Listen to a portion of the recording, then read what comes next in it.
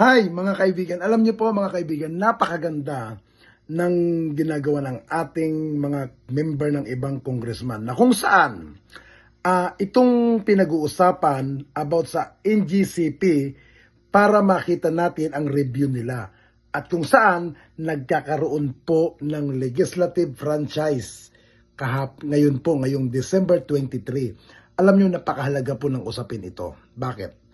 Para malaman natin kung ano bang nangyayari, gaano ba kahalaga, at higit sa lahat, dagdag kaalaman itong ginagawa ng mga congressman.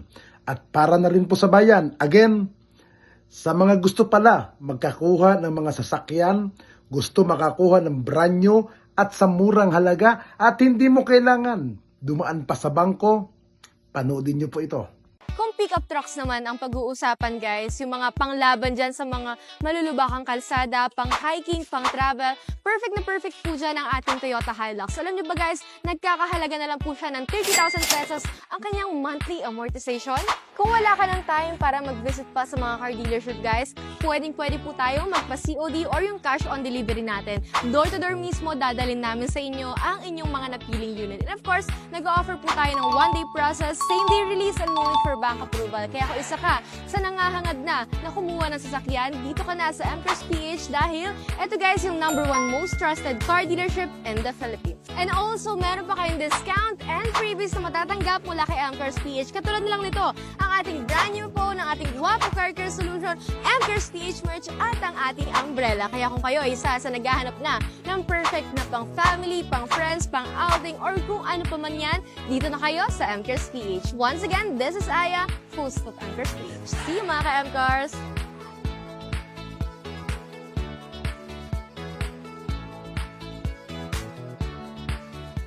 MCARS PH #1.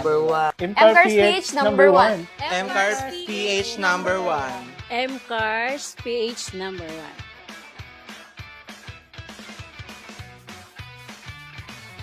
This year, the Committee on Legislative Franchise remained committed to ensuring its franchise grantees are prepared to deliver essential services in their respective areas. In April 2024, extreme heat led to a surge in the country's electricity demand, causing power plant shutdowns, triggering alerts, and resulting to widespread power outages that disrupted commerce and severely impacted communities. In response to the climate issues that affected our franchisees, the committee took a proactive approach by initiating briefings in July of this year on the readiness of power utilities for anticipated impacts of La Nina. Several meetings were held to identify critical concerns to provide swift and effective action. Though our briefings, it was revealed that over 200 critical transmission projects outlined in the latest approved 2023 Transmission Development Plan were significantly delayed, failing to meet their projected timelines. Although there is substantial power generation capacity in development, the absence of necessary transmission systems poses a risk of power supply deficits. This challenge is particularly pressing as the country transitions to renewable energy sources, aligning with its commitment to combating climate change. This additional generation capacity is vital as rising temperatures drive up electricity demand and increase the likelihood of power plant shutdowns. The committee has therefore calendared today the continuation of the briefing on the preparedness of power utilities for climate concerns as we head into the new year and brace for extreme weather anew. In the previous meeting on this topic, the DOE, ERC, and NGCP, along with other invitees, were required to prepare their respective comments about the issues raised and submit information requested by the committee members. For this briefing, we have invited resource persons from the Department of Energy, Energy Regulatory Commission, NEA, SEC, National Grid Corporation of the Philippines, Philippine Rural Electric Cooperatives Association, Philippine Independent Power Producers Association, and the Independent Electricity Market Operator of the Philippines. As provided under the rules of the House of Representatives, the Committee on Legislative Franchise has jurisdiction over all matters directly and principally relating to the grant, amendment, extension, or revocation of franchises. This committee, with its mandate, must ensure that the privilege of a franchise is given to those who have complied with our laws and have worked for the good of the Filipino people. As always, it is a common good that the committee continues to strive in the process. Maraming salamat po sa inyo. May I now direct the COMSEC to inform this committee as to the resource persons that were invited and those that have responded to the invitation. Thank you very much. Mr. Chairman, the following resource persons have responded to our invitation. From the Energy Regulatory Commission, we have Chairperson Mona Lisa de Malanta, Mr. Vladimir Mancenido, and Engineer George Herbert Manuel. From the Department of Energy, we have Undersecretary Sharon Garin, Attorney Gabriel Corpus, Ms. Madonna Naling, and Ms. Levitica Grace Bautista. From the National Electrification Administration, we have Administrator Antonio Mariano Almeda. From the National Grid Corporation of the Philippines, we have Attorney Leonor Felipa Cynthia Alabanza, Attorney Lali O. Malyari, Mr. Clark Agustin, Mr. Christian Areño, Mr. Giovanni Randolfo Galang, Mr. Engineer Isidro Cacho, and Attorney Manuel Martin S. Casura. Mr. Chair. Thank you very much, Committee Secretary.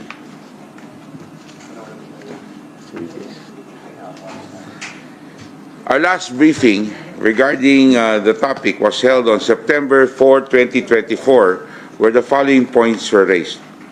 Number 1, 28 system impact studies remain pending with the National Grid Corporation of the Philippines. The committee members maintain that the embedded generation and allowing third-party construction are some solutions to NGCP's problems. DOE confirmed that NGCP sometimes allows generators to undertake projects and that there's a need for more transparent system so generation companies know what they are allowed to undertake. The DOE further reported that there's a need for additional requirements on transmission due to the influx of investments. As such, there is a need to review NGCP's concessions agreement and franchise. The committee ordered the NGCP to divulge that what other shortcomings they are experiencing so Congress can consider the same in the amendment of the EPIRA and other related laws. Since then, the ERC, in its decision issued November 26, found that NGCP has failed to justify significant delays in the implementation of capital expenditure projects. This resulted in the 12.3 million peso fine for the grantee. Previous to this, in August 2024, ERC also penalized NGCP in the amount of 3.5 million pesos for delays in completing 10 other CAPEX projects. With this background, may I now start by asking ERC to update us on the recent decisions regarding involving NGCP. Good morning, Mr. Chair. Good morning to the honorable members of the committee.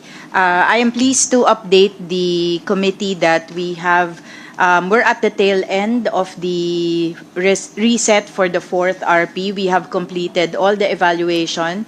As per our rules, we are required to publish the draft final determination for the reset for 2016 to 2022, and we have done so.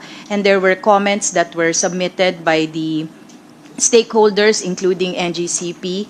And we are completing the evaluation of these comments, and we expect to issue the final determination by January 2025, Mr. Chair.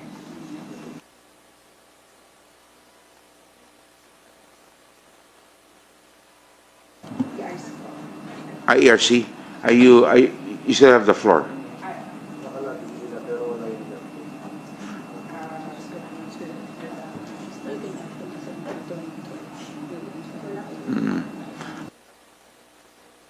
Maybe just to complete the status, Mr. Chair, the main point of, if it can be recalled, in November of last year, we issued the partial determination. This is for 2016 to 2020, which resulted in a reduction of the allowable revenue of NGCP. In the final determination, because of changes in the approaches adopted, particularly by the majority of the Commission, there is now a potential increase in the allowable revenue of NGCP. This is now subject to the final evaluation of the Commission.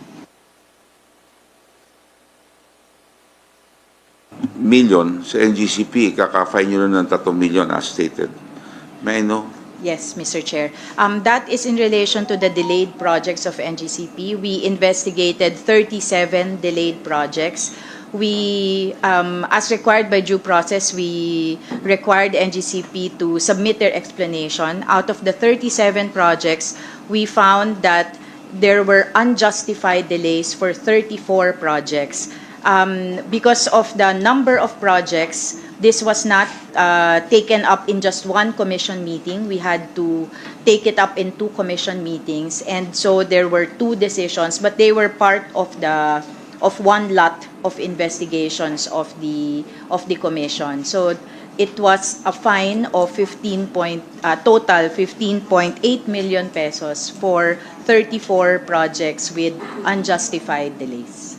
And that's averaging around 500,000 per project. If I am to divide, if we just more or less. compute, Is that how are the fines established? Yes. Is this a fixed rate, or is Yes. it? Mr. Chair, we have a schedule of fines and penalties. The first two instances of penalties are only penalized, I think, at 100,000 pesos per violation, and then the succeeding ones are at 500. So there was a graduation of penalties. But since we realized that the cost of these penalties were, couldn't really be compared to the cost of the delays, but we are bound by the schedule of fines and penalties, which capped it at 500,000 pesos.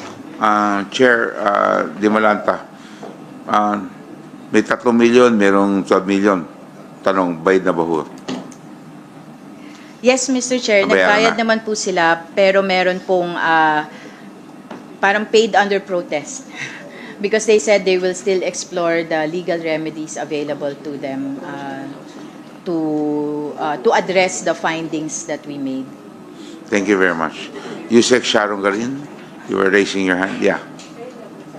Mr. Chair, Yes. it's a general statement for the issue. Please Mr. Chair. speak closer to your It's not microphone. Thank you. it's not exactly related to the issue discussed by Chair Mona. It's a statement of DOE on the issue on the climate change vis-a-vis the transmission assets we have. So it's not really connected to what you said. Yeah? Yes, Mr. Chair. Thank Okay. you. So maybe NGCP, where's the representative? Ma'am, Good morning, Mr. kayo Chair. naman po. Ano po masasabi nyo? Dun sa, ano po update sa mga delays on CAPEX projects at saka system impact studies? For the system impact study, Mr. Chair, we don't have any more delayed SIS. We're all up to date. If there are any pending SIS right now, it's within the timelines that have been prescribed under the relevant regulations. As regards po the statement of si Chair Mona on the penalties, the reason we are exploring our options is because we've seen also that there are some really misalignment on timelines.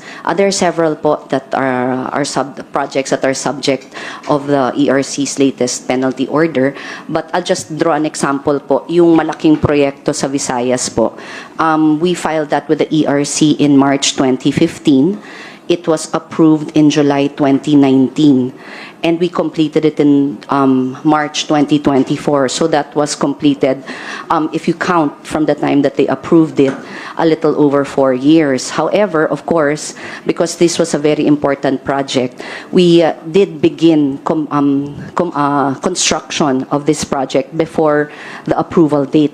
So, there's really po, an issue on the alignment of timelines, but I do know Chair Mona is working hard so that we can align these. And same for NGCP po, na meron talagang regulatory delays kaming hinaharap, pero at the same time, ginagawan rin ho namin ng paraan para mabawasan ho yung mga magiging actual delays sa implementation. But again, marami rin po kaming ibang naging hadlang, katulad po ng isang Supreme Court ruling na nagsasaad na hindi po maaring mag-implement ng mga proyekto na wala pong ERC approval. But again, constant naman po ang aming coordination with the DOE and the ERC. Attorney, you manifested in the last hearing na an impact study, it only takes you 90 days to go through this. Is this still followed? Are you able to, kasi ang sinabi ng DOE during that hearing at saka ng mga power generators na hindi po totoo na 90 days lang. Mr. Chair, actually it's 60 days, and currently po wala po kaming backlog. So kung meron pong mga pending pang SIS, it's within the 60-day period. Okay. So you confirm that you're within that range? Yes, Mr. Chair. When you say there are no delays, talagang there's nothing pending on your table right now in Kung may pending po, it's within the 60-day period allowed to us to issue the SIS po. Okay, I'll get back to you there. Sharon, I think, are you going to yield or you want to answer that? The statement of the NGCP. There's Yes, two you said things. Sharon Garin muna, ha? Mr. Chair, there's two things in the SIS. Yes. There's the queuing part and then the SIS part. So we have to differentiate. Kasi before kasi taon-taon din para makapila ka eh. And then also it takes time for them to finish. Para sabihin sa'yo, halimbawa, mag-apply ka ngayon, ang iba niyan naghihintay ng 1 taon or 6 months para mapila sila sa SIS. And then the SIS, it depends also on the NGCP how long it will take. Attorney, the 60 days that you've mentioned, is that the queuing part or is that, what part is this? So lumalabas, there are two moving parts here. Yeah, may I refer, Mr. Chair, Mr. Randy Galang, to answer more with more specificity. What's his position in NGCP? Ano po position? Bagitin pong pangalan tsaka yung position niya. Good morning. Good morning po. Good morning, Mr. Chair. I'm the Assistant Vice President. Please speak closer to your microphone. Thank you. I'm the Assistant Vice President of Technical Management Department. Okay. The 60-day period is the period to complete the study, Okay. not the queuing. And once a proponent agreed with the timeline, so they know that they will follow a certain queue. In other words, they accept the timeline of NGCP, and also they have the option to engage the services of a third party in case the timeline is not acceptable to them. Mr. Galang, gano'ng katagal naman ang queuing part? It takes you 60 days to approve, pero the queuing part can take 5 years. Am I correct? I will check the queue we have right now, but right now we don't have any pending system impact study. Okay, Mr. I Chair. would like to know what is the average time frame allotted for a queue. Yan, kasi may queuing part po kayo. Kunyari, mag-apply ako na yun. Eh, bago umabot po sa study, it can take years. And that will cause the delay also. Mr. Chairman, it's not necessarily a queue because it's in accordance with the proponent's own timeline. In other words, they agree that they are still on time once they know the schedule of our system impact study. So it's acceptable to them, in other words, Mr. Chairman. So it's not necessarily a queue. They know that the study will start on a certain period, so it's acceptable to them. Otherwise, they have the option to engage the services of a third party. You mean that the queue will not delay anything, really? That is correct, Mr. Chair. Kumbaga, pag sinabi na ang study po nyo mag-start next month, acceptable po yon sa proponent. That's right. Kasi kung hindi po, they have the option to engage the services of a third party. Yeah, pero kayo pa rin na mag-approve nun, di ba? Yes po, review na lang po yon, mas mabilis po. That's why nga kasi ang gusto ko malaman, from day one na mag-queue ko, ganong katagal, meron pa buong umabot ba ng taon na naka-queue? Wala pong ganon, Mr. Chair. Wala. Thank you very much, Mr. Galang. Okay, so we will get back to you. Are there any other members that would like, ERC, do you confirm that?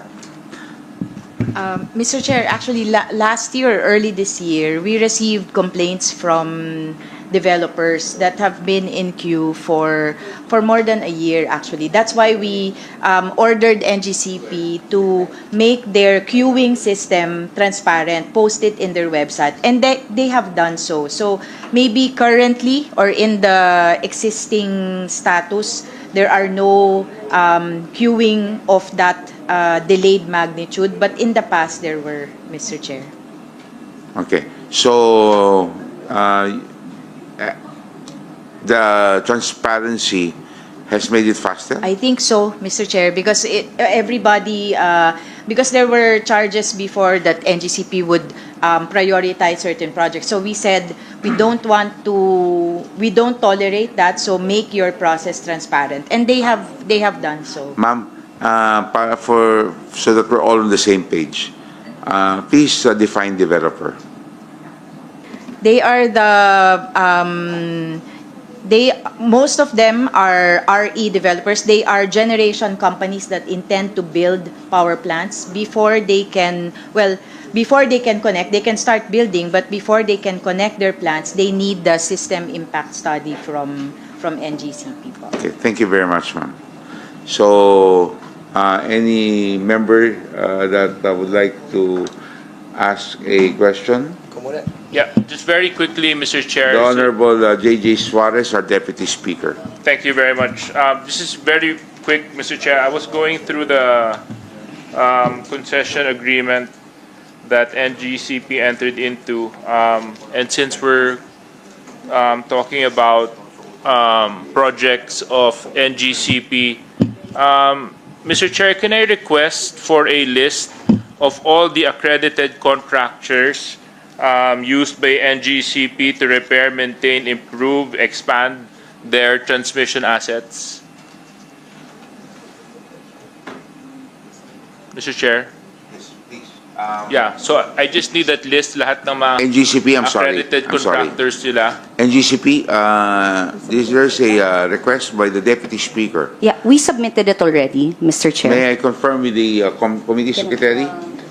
Are you in receipt of these documents as requested? Can you please show the Deputy Speaker And the specific projects, Mr. Chair, that they've undertaken as well? That has not been submitted. The Specific projects per Yes. contractor, Mr. Chair? Yes. Okay, we will submit. That has not been We will submitted. submit, Mr. Chair. Kasi dito po natin makikita, Mr. Chair, kung talagang up-to-date at saka yung performance ng NGC pagdating sa pag-expand ng mga bagong linyang kuryente na kinikailangan ng ating mga bayan-bayan, especially yung mga tinatawag natin geographically disadvantageous area. So I just wanted to see from a macro level the performance of the contractors being employed by NGCP to improve our transmission lines. So not just the list, but I also need the specific area and projects that they're engaged in. Thank you, Mr. Chair.